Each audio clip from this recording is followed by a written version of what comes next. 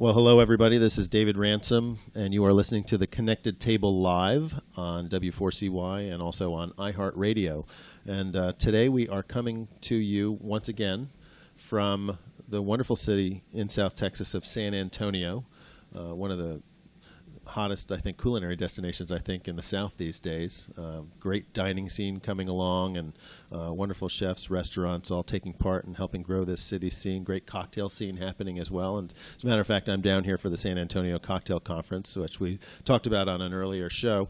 But today I want to kind of focus on the culinary side a bit, and to that end we have really one of the city's most well-known and great chefs, a native Texan, born and raised in Galveston, Texas, studied culinary arts in Houston, and then somehow made his way down to San Antonio a few years back, about a decade or so, and opened one of the great restaurants in San Antonio, Jeff Balfour. Jeff, welcome to the show. Thanks for having me. Well, it's a pleasure to have you here. You know, everybody knows Citrus, the restaurant you opened back in 2002 in the Hotel Valencia. It's a well-known restaurant. It's got a great program. It's a wonderful destination, and kudos to you for kind of creating that concept and pulling it off and making it what it was. And I know it's a little bit in your past now, and you're focusing on new things. Absolutely. So we're not going to dwell on it, but I want our listeners to know where you're coming from and kind of what your pedigree is. But more than that, I really kind of want to jump back and kind of get to know you a little bit here on air and kind of talk about where you come from and what got you into cooking and what created the love of food and making you want to do it for a living. Oh, absolutely. So as you said earlier, I grew up in Galveston, Texas, born on the island, which is right off the coast of East Texas, just south of Houston. Mm-hmm. And so grew up down there. Great. You know, looking back, it's one of those things when you grow up, you know, you're never happy with where you're growing up, but looking back on it, it was really great growing up on the island like that. You know, certain things influenced me from a very young age as far as culinary stuff that I didn't even realize at the time. You know, never having seen a frozen shrimp until I was an adult. Things like that. Just certain things that, you know, were really kind of in your face every day, and you take for granted. You know, now being in a landlocked city, you know, I miss some of those aspects. But a really great place to grow up. Went off to school in Austin, right out of high school. Went to UT up there. That's really when I started getting into cooking. Back then, this is the early '90s. Austin was not the extreme culinary destination that it is today.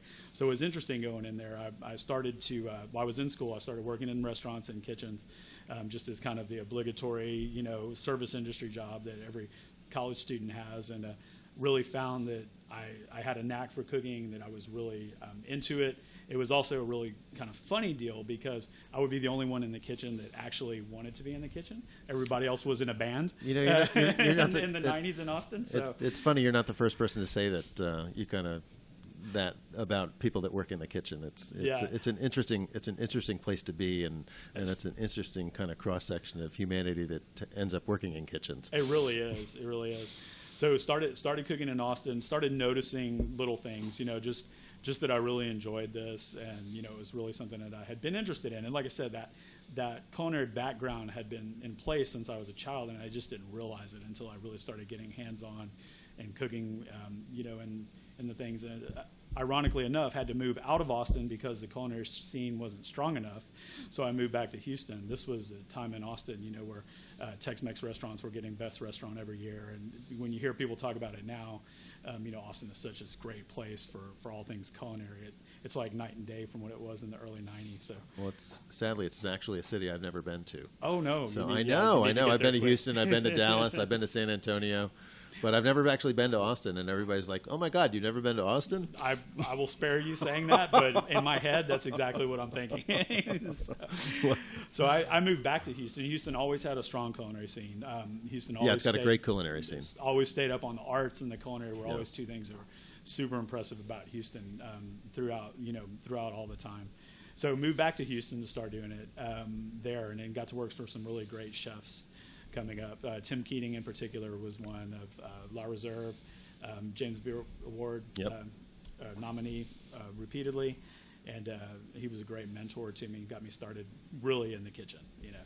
And from there, kind of just honed my talent. Stayed in school, kind of worked my way up and just had this knack and feel for it. Well, it's it's interesting that you're doing it all in Texas and didn't really travel far afield to do it as well. Yeah, it's one of those things that I always intended to. You kind of get ahead of yourself, and I was like, okay, I'm going to finish college, and I'm going to go off to CIA and New York, and then I'm going to do here and here. Go stage in France. And go stage in France, and then you get ahead and you start working, and then your chefs are telling, oh, you don't need to go to culinary school. You're ahead of that now, and those kind of paths, you kind of go down, and then so it just ended up staying in Texas. Yeah, well, good for you. Well, obviously it's home for you, so that's good. It is. Yeah. It is. Tell us a little bit about growing up in Galveston. Galveston is Gulf. It's got a lot of Gulf cuisine. It's got a lot of Gulf influence, obviously, very fresh fish, shrimp, things like that. And it's a very different environment culinarily, I think, than a lot of the rest of Texas is. It is. I mean, Houston maybe is the closest thing to it. Is the closest thing to it, and Galveston gets very much. We teeter very much on the New Orleans side, or more of the Southern cooking type deal. I saw somebody mention something the other day about Houston and Galveston being much less Texan than most places Texas, and I had never really thought about it like that. But once I heard someone say it, I was like, you're right. I get that, actually, because I think probably the best gumbo I ever had in my life was in Houston. Yeah. It was fabulous. Yeah, and me too. I travel to New Orleans a lot, and not to take anything away from New Orleans, a fantastic city, but Galveston gumbo is still more dear to me. Yeah. Is there a style difference, or is it? I think the gumbo that I learned and the gumbo that I love and still make to this day, it seems to be thicker.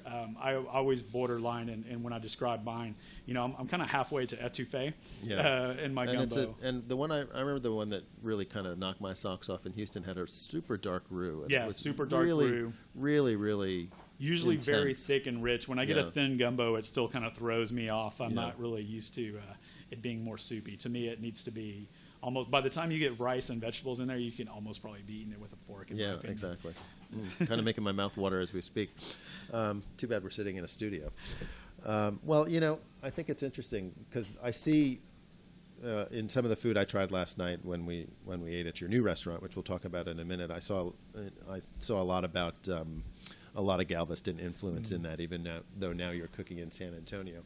But you're kind of doing a little bit of both. There's a little bit of influence from both places in there. There is. And obviously, so you've picked up, Absolutely. from living 12 years here in San Antonio, you kind of picked up some of the influences here in your food as well. I have, and we definitely want to stay true to San Antonio. We talk about it, and the way we're using to describe our restaurant is like a Texas cross-cultural, just kind of connecting the two there together. So we definitely have the strong Gulf influences as well, but then not to get far away from a lot of the South Texas. I mean, there's some great there's a great concentration of farms here, as well as ranches, and just using certain ingredients like we did last night with the antelope and things like that. They're playing homage to South Texas. Absolutely, and it's pretty easy to do because there's so much good stuff grown around here, raised around here, ranch land, a lot of it around here. A lot of it. So one of the really cool things, and I know you don't want to get to the new restaurant yet, but it kind of falls into this that we're going is, so all the beer we'll be making, we'll actually give all of our spent grain to a farmer who raises some great Piedmontese cattle, and in return we'll buy his beef. So kind of a really cool story that we're actually feeding the those are going to be some happy cows. Some happy cows for sure. Very happy cows. Well, seeing as we've been talking about it basically throughout the show, I do want to start touching on the new place. Your new restaurant is actually a kind of a brew pub format. It's got a pretty extensive brewery that you're building in the building. It's got the kind of the luxury, I think, and the history behind it of being at the Pearl Brewery, yes. Which is, and I've touched on this on a previous show, which is a big kind of culinary and market and relaxation destination that's popped up in San Antonio. Really kind of a fun place, and really kind of one of the anchors, I think, of the new San Antonio. Absolutely. And growing San Antonio is the Pearl Complex, or as I like to call it, the Pearl Campus. Yes. And so your new place, Southerleigh, is going to be anchored in there, at the old. In one of the buildings of the old Pearl Brewery, actually where some of the old original tanks were. Right. You've got new tanks that are in there on a much smaller scale, but the actual brewing took place in the building that you have your new brew pub in. So tell us a little bit about Southerleigh, how the concept came to be, and what you were thinking about. So I've always been a beer guy. I've never been the guy that goes home and pours a glass of wine. I love wine, and I appreciate wine with food. but I've just always really been more interested in beer and found it to be, as exciting to me as wine or spirits would be. And when we were approached, started talking to the guys at Pearl, we were really honored to be, able to be thought of to be in this building. This building was built in 1890 something.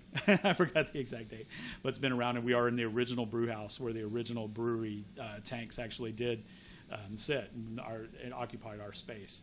So, coming up with the idea was pretty much a no-brainer. We have a beautiful building that is surrounded by a beer culture. We're going to do some great beer in here, and we're going to do some food that's, really dear to us that's going to pair well with that beer. Yeah.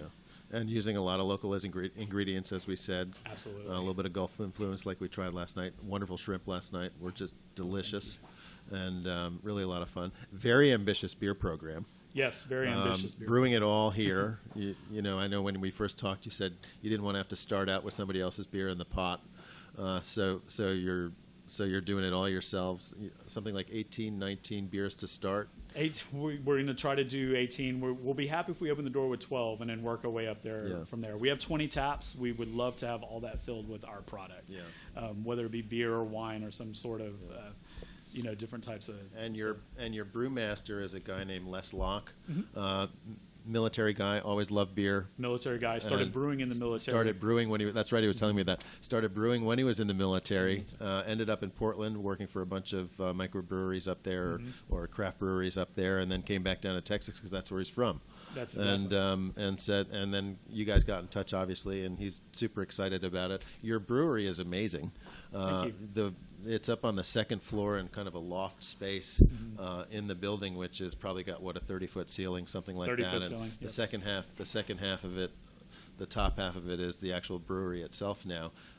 Jam-packed, kind of a feat of engineering, I must say. It is. As I look around at all the tanks and pipes and hoses going all over the place. But very ambitious, but it looks like it's going to be pretty easy to work too at the same time.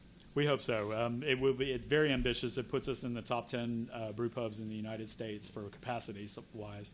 So we'll be able to put out some serious barrels when it comes to beer.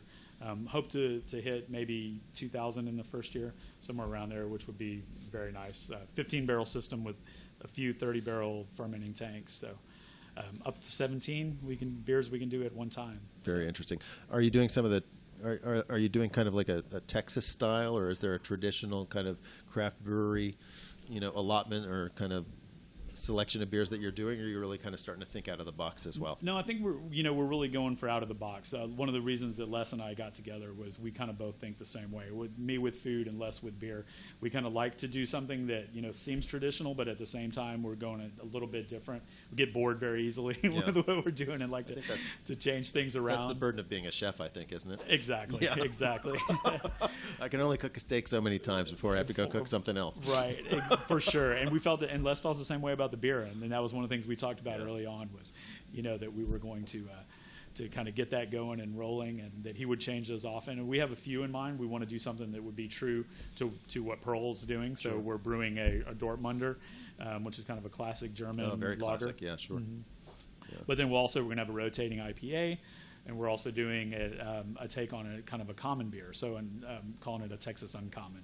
Okay, to very play good. off of the California stuff. So. And you're going to be doing maybe some fruit beers and things like that in the Some in the fruit future? beers as well. Yeah. Sours have really been They've intriguing us lately. Kind of been getting hot over the last couple of years, I've noticed. Have. Yeah. And I love the culinary aspect to it. So there's a lot of, you said fruit, there's a lot of fruit infusion to that. Mm-hmm. So you can take these kind of great sours and they almost come off tasting like this, really approachable soft drink. Yeah, yeah.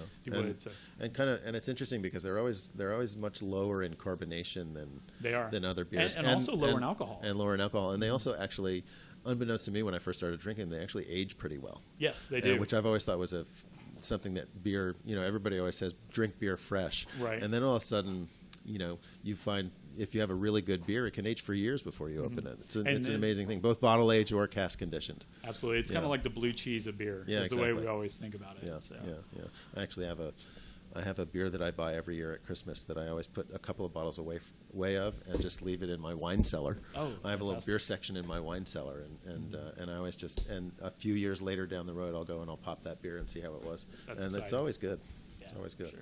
Well, that's interesting. And Les was telling me you guys are also going to be doing some barrel aging and things like that as you move forward. We are. That's something we're going to do down the line, is do some nice barrel aging. Texas influence is coming in there. We would love to do like a beer aged in tequila barrels. We also have some rum barrels coming that, we're going to really try to work hard to get That'll be interesting. Different flavor profiles. Well, I think I'll have to come back and try that. For sure. Yeah, without a doubt. Once we get that portion rolling, I know some of the beers that I had last night were pretty phenomenal. So thank you. And so I look forward to trying them as they all evolve as well. Let's get back and talk a little bit about the menu and the philosophy of the menu. It's a brew pub, kind of gastro-y food. Kind of gastro-y. But Gulf influence, lots of good stuff. You've got mesquite grilled Gulf snapper, which is obviously a kind of take on both places. Right. A little bit of Texas, a little bit of Gulf. Absolutely. And kind of influences that way. But you also have good vegetables and salads and things like that on your menu as well. What do you think are really kind of the big sellers, and really kind of what's the main philosophy as you move into it? So I think you hit on it, the kind of crossing of San Antonio with the Gulf. Some of my favorite things that we do on the menu are the roasted whole fish, doing those over mesquite wood and the wood burning oven, and presenting those out. Throwing in a little bit of a southern influence. We're serving the snapper with the sous vide, kind of a take on a French or a classic New Orleans type sauce, but kind of jazzing that up a little bit with like a thick rice, and it almost makes a soupy rice if you would, and it bounces off the snapper perfectly. Oh, it sounds delicious. I didn't have that last night. I don't believe. No, you did not. I did not. But I did have a wonderful fish, actually, and kind of a chowdery fish. But there was a little bit of chicharron down at the bottom. Little of it. chicharron. There was all kinds of fun stuff going on in that cup. Some fried pork jowl. Yeah, there you go. It was really good. You touched on the fact that you are doing the whole fish in a wood burning oven. Mm-hmm. For the listeners who, because you can't see it, I want to help visualize it a little bit for you. You walk in the restaurant, the pub. You walk into it, and there's an open kitchen there right in front of you, and which you can walk by it to a bar on either side, and then right in the middle of that kitchen is a huge showpiece, ceramic tiled on the outside, circular wood burning oven.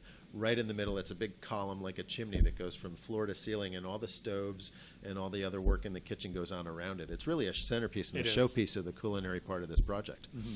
Yeah. It really is. We designed it like to be the centerpiece, and it has actually two openings. So we have one opening that we work from the garde manger side, doing a little bit of reheating and doing some nice stuff with with the vegetable work, as well as pretzels are going to be are a huge part of our menu. Well, pretzels and beer. Pretzels and beer, yeah. Exactly. That and Texas being the Texas. South Texas thing, so you have to have a little bit of pretzel in there. But the other side functions as the wood burning part, and we really use that just for the meats, finishing off meats, finishing off seafood, doing the whole stuff. And maybe some late night pizzas afterwards for the staff. The late night pizzas, for the but staff, yeah, for the staff for sure. after everybody's done. There's nothing wrong with late night pizzas for the staff. Well, it's an as I said earlier, it's an ambitious project, and it's a lot of fun. It's a great space, and you got a lot of history behind it, and you're actually bringing beer back to Pearl, which is something in the 16 restaurants that opened before you here on the campus. Nobody had done yet. Right. We had someone the other day say that we'll be the third generation brewers in this building, and I had never thought of it like that. I knew the two generations before us, but never really thought that of us being the third generation is really exciting to hear that, and know that we're going to be a part of that. Sure. It's it's exciting, and I look forward to coming back and as the years go by, hopefully being able to stop in and try it and whatnot. I want to touch a little bit about San Antonio and kind of what it means to you. You've been here for 12 years now. 12 years. And you're obviously quite happy here and found a home for yourself. Tell us a little bit about how you see the dining scene evolving in San Antonio and what it means to you. And you've been a big part of it, obviously. Sure. But also how you find it and how you see it coming along. San Antonio is just exploding the past years, all the way back. But it's been a gradual growth. And then just seeing it now, it's almost to the point where I can't keep up.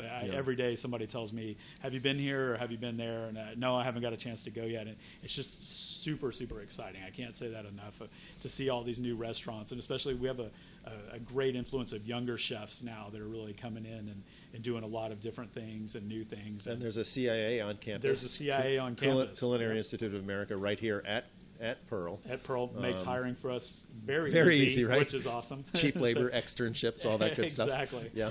Exactly. And but more importantly than that, people that are really ambitious and want to cook. I mean, you're pulling from a culinary school that's great as CIA. These guys are in it. It's not just a job for them. Right. It's, it's a career. Right. And to see them learn and to see them kind of get involved in things and their interest, it only makes us feel better and more excited about coming to work and doing what we do. Yeah, well, it's great. So are you looking ahead yet, or are you still too early? Still too early. Yeah. Still too early. Let the dust settle around here just a little bit, and then then we'll look ahead. But definitely a huge having so much fun, in the beer, and then truly cooking, what was dear to me, and kind of reminds me of every day, growing up with my grandmother and stuff like that is really kind of cool. The home influences. Speaking of home, when you're cooking at home, what do you like to cook? Oh, at home it's all about speed. I have a 13-year-old daughter and a 9-year-old son. Oh, so it's what I can do quickly. Yeah, there you have to it. get to soccer practice and base practice Right. and everything down the line. But I do have fun cooking at home. That's well. good.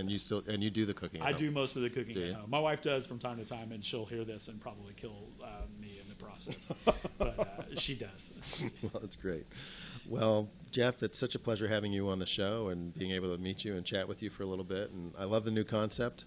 And look forward to coming back and trying it again. Awesome. Thank you so much for having me. Thanks for coming. Folks, this is Jeff Balfour of Southerleigh Brewery in San Antonio, a hot new destination that's just opening in 2015. So good luck to you, Jeff.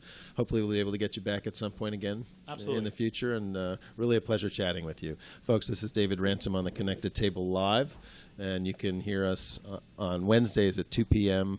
on W4CY Radio or on any time on iHeart by downloading the iHeart app on your iPad, your phone, whatever you may be, or just listening to it on your computer on iHeart Radio. Thanks so much, folks, and we'll talk to you soon.